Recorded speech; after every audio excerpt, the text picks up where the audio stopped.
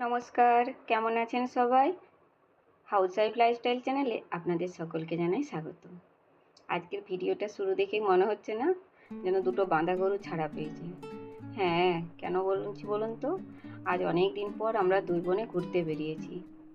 উম, আজ ঘুরতে বেরিয়েছি মানে আমাদের বাড়ির সামনেই যে রাস্তাটার সাইডে ভারী শালবনের জঙ্গল।